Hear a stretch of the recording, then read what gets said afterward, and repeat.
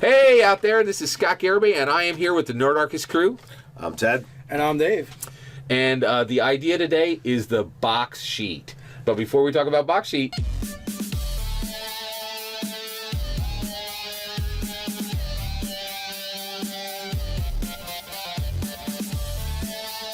Before we get into the box sheet, you can go down to the description box below, sign up for Nerdarchy, the newsletter, get weekly tips as well as learn how to game with Nerdarchy.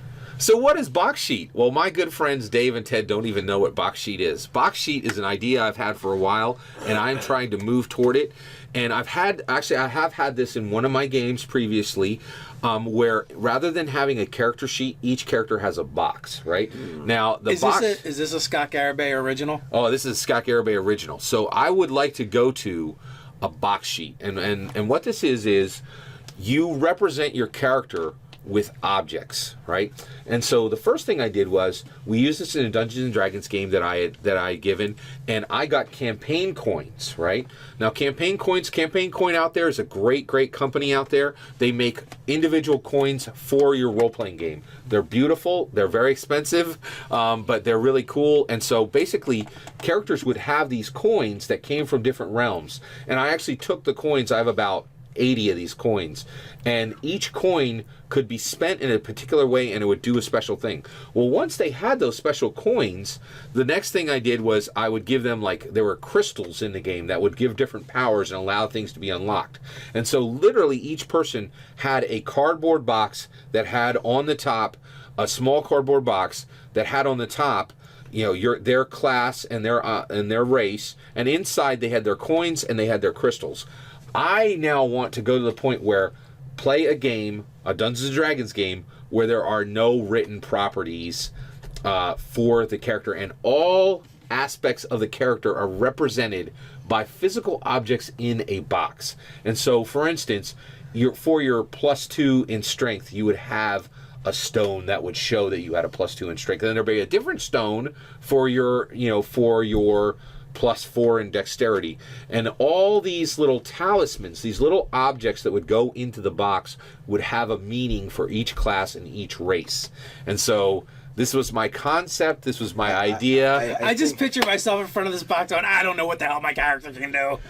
Go ahead. It sounds very complex.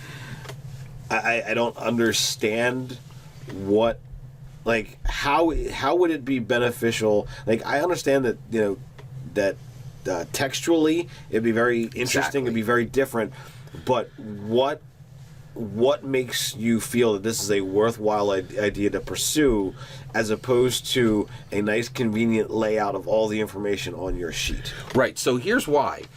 So one, we all love dice, right? And dice are really cool. And so one of the things that's been a concept in my head is you go into every museum gift shop, and they have these colored stones there. Mm-hmm. And if you're a geologist, you know what those stones are. They might be agate, or they might be this colored gemstone.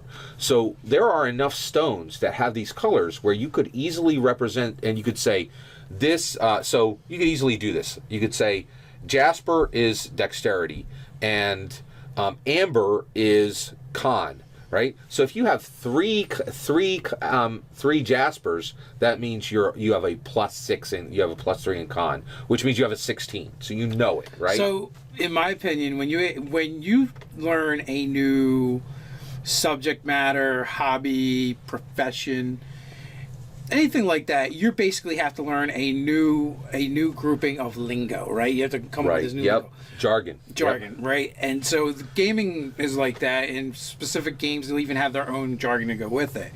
I feel like you're adding another layer of complexity, and you're like, you must learn a new language to play this game. Well, the reason like why, Latin. Right? I understand what you're saying. The reason why is we all know that different people learn in different ways. So there are people who tactily, if they can feel a stone and that stone is rough, that's going to be really something that helps them. So I feel like, one, I would love to go to the point where every single aspect of your character is represented by different stones, different dice, different pieces of wood, right? It's a really interesting element. So if you don't want to go the full spread, what you could do is each character has a box, and in that box you might represent their region, right? I'm just visualizing like your monster manual is now a storage shed with totes. But once you go down this road, right, you could actually incorporate real things from our real world, like a claw. Like you could have a claw. A claw would have a specific meaning. A leaf, all those things. Go ahead. I think the only way I think this would be really impactful would be in a very like shamanistic type culture. Like the world has that view, and even if they're not at the, you know, as some might say, you know, the uneducated tribal situation. I'm not trying to make any stereotypes, just looking at what's there, where each person is literally tested, and each test is given upon, you know, each test is viewed at a scale, and each test is viewed at as a certain object. So like your amber is con. Okay, so if you've taken your test on resilience and you've earned, you know, 3 amber, then you would literally wear that in some way, shape, or form on your character, so, right? So Yep. as opposed to it being, you know, legitimately there, like you have it in a box because legitimately that's what your character has.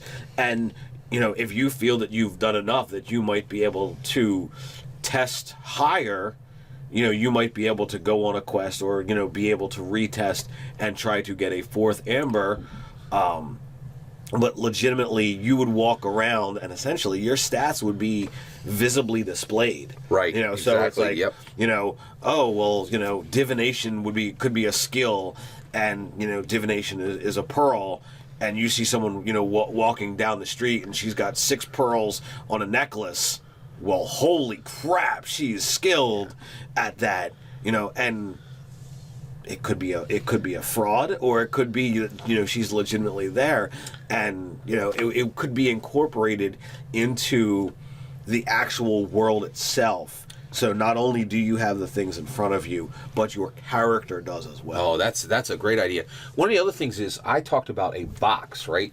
So one of the other things I thought was really interesting is if you have a box, you could have, you know, a wood. You can get these for like a, you know, a couple bucks at any Michael's shop. If you start with a sheer wooden box, right, things can go into that box, and we've already talked about the little different objects: stones, claws, leaves, you know, flowers. All these physical objects can go into the box. But on top of the box, we've been talking about, you know, well, what about the great way of marking something off and you get something from that value?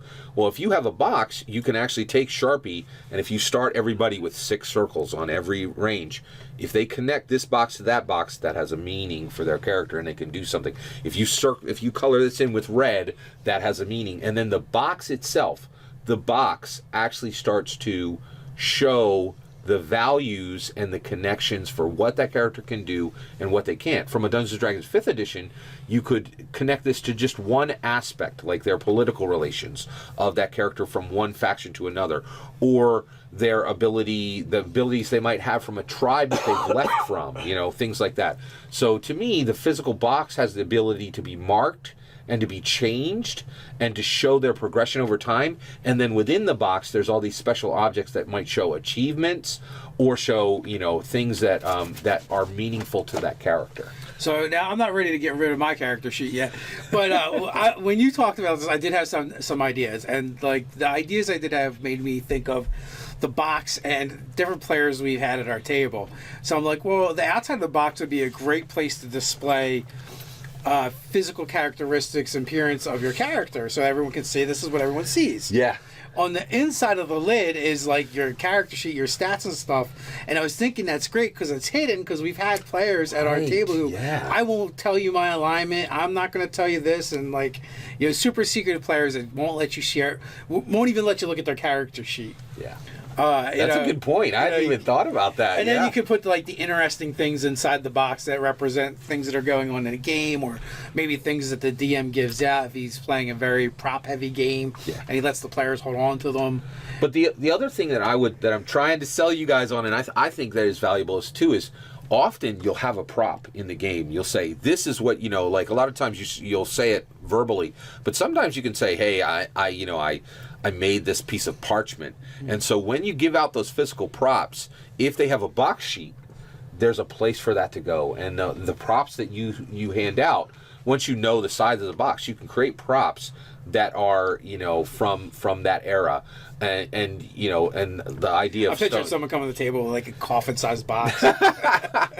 you can actually make props that go into the box, and then people will hold those, and then they can call them out and present them for maybe some type of bonus that they would get in a certain situation, those kind of things. So this is an idea that's in Scott Garabay's head that I'm trying to build out, the idea for a box sheet. And the biggest struggle I've had with is, how do I limit it? How do I put it into the right direction? So with that, you know, one of the things that I was hoping, and one of the things I brought up here is you guys have a wonderful community who might be able to help me pare this down. Here's the way I would look at it. I think they're going to tell you it's a terrible idea, personally. I'm willing to explore, you know, all kinds. I think that the idea is definitely going to create more work on everyone, but every new idea does that. That's you know, true. I'm certain there's somebody who said, this narrative dice mechanic of Star Wars is a horrendous idea. Why can't we just use the D20 system? Exactly. So, with that being said, well, that's because those two approaches do create more work, as opposed to someone who went, "Hey, Fate Accelerated, what do you do?" Well, you just come up with some adjectives, and that's your character. No one went, "Oh, this is too much work," because it's so easy. Well, no. So what I'm saying is, you know, it's worth looking into. I as a DM, I'm not looking forward to trying to run a session where I have to generate and create props and put this out there, but it is an idea that is worth considering, and I would put, you know, mental ideas towards. So I would first off, and I would look at Kobolds Ate My Baby. Their stat system is 4. So if you narrowed it down from, you know, Fate with, I think they have 7, D&D has 6. If you narrowed it down to a simpler system of 4, you're the number There's of less things to deal with. Yeah, the that's a great one-line point. system. Yeah. So then you look down into, okay, skills. Well, let's narrow that down as well. You don't need the 18 that D&D has, or however many there are. Let's find a way to streamline that just a little bit, and then you have less of that to deal with. So because you're trying something new, let's work with limitations first. And if you manage to make something that's successful, it can grow, as opposed to, oh my God, this is so much work. Now how do I cut it down? Yeah. You know, I really like the idea of there being the connection between you have the thing in your box and the direct crossover to, it's literally on your person. They receive the character received. I'm going to throw this idea back to a Scott Garabay way of thinking. This idea is completely unmarketable. It would be a complete disaster. Actually, whoever actually went down this road and started making characters that were, you know, within this, they could, especially with 3D printers coming up, you could have colored objects and talismans that mean certain things. Oh, you could, but it's completely unmarketable. Interesting. So no one would bother. Interesting. So I think it's out there. I've put forth some ideas. I think, you know, I think there's some definite merit to playing around with it. Dave, I'm not gonna dispute the challenge in attempting to market this, where so many people are looking to have, you know, the easy, direct method of, well, everything's there on the character sheet. I'm gonna end with one final note. Down in the comments below, guys, get them. And with that, like, share, and subscribe. You can head over to nerdarchy.com and get some sweet swag. Until next time, Stay nerdy.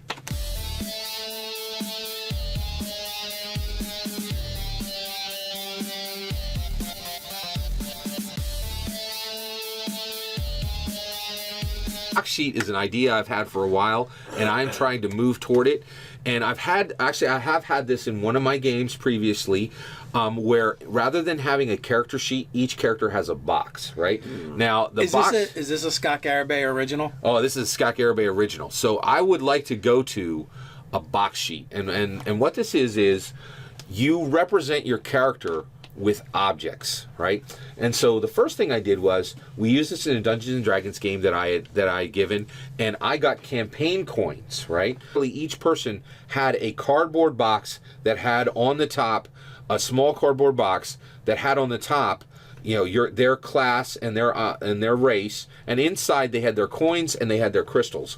I now want to go to the point where play a game, a Dungeons and Dragons game, where there are no written properties for the character, and all aspects of the character are represented by physical objects in a box. And so, for instance, for your +2 in strength, you would have a stone that would show that you had a +2 in strength. And then there'd be a different stone for your +4 in dexterity. And all these little talismans, these little objects that would go into the box, would have a meaning for each class and each race. And so this was my concept. This was my idea. I just picture myself in front of this box going, I don't know what the hell my character can do. Go ahead. It sounds very complex. I don't understand. Hey, out there, this is Scott Garibay, and I am here with the Nerdarchy crew. I'm Ted. And I'm Dave. And the idea today is the box sheet. But before we talk about box sheet,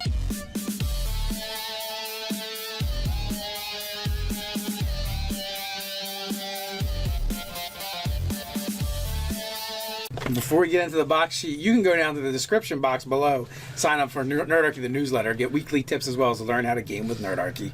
so what is box sheet? Well, my good friends Dave and Ted don't even know what box sheet is.